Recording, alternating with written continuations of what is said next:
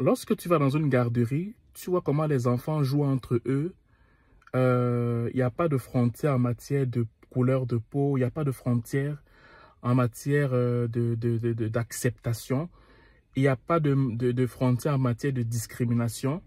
Les enfants vivent entre eux des moments qui sont très extraordinaires, à un niveau tel que tu ne vois même pas une forme de division au sein de ces enfants-là.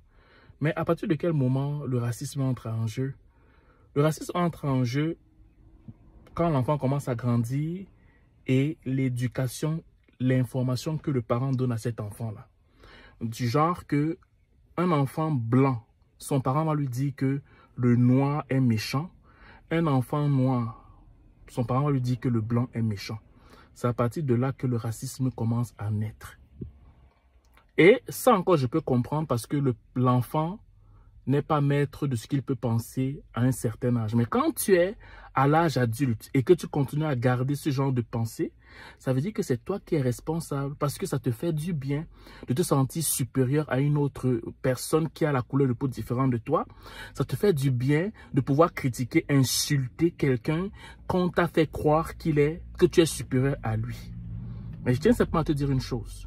Quand on dit que ce sont les vainqueurs qui écrivent l'histoire, ça veut dire forcément quelque part que l'histoire n'est pas forcément vraie. Je peux écrire l'histoire, je peux écrire ce qui m'arrange, mais ce n'est pas forcément la vérité ce que j'écris. Ce qui veut dire en d'autres termes que peut-être que ce qu'on t'a dit sur les Noirs, moi j'insiste la relation noir-blanc, les immigrants qui arrivent et qu'on dit que les immigrants c'est la tâche du Québec et du Canada, peut-être que ce qu'on t'a dit sur les immigrants, ce n'est pas vrai.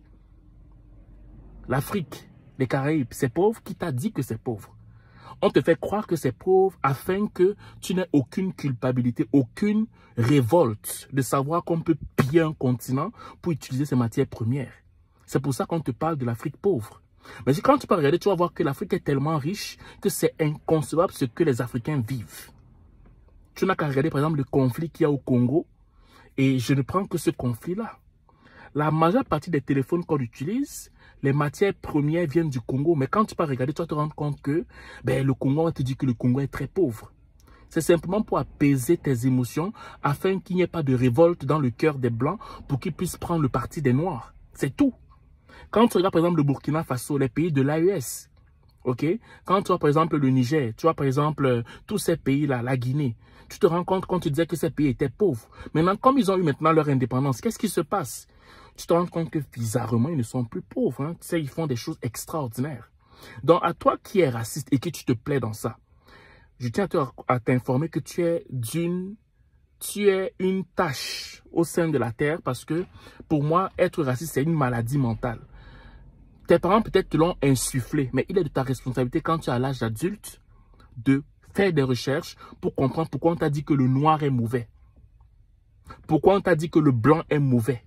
Fais tes propres recherches. Parce que oui, il y a peut-être eu un passé qui était très douloureux, mais ce n'est pas tous les blancs qui sont méchants. Ce ne sont pas tous les noirs qui sont méchants. Tu ne vas pas prendre l'expérience que tu as eue avec un noir pour dire que tous les noirs sont méchants. Tu ne vas pas prendre une expérience que tu as eue avec des blancs pour dire que tous les blancs sont méchants.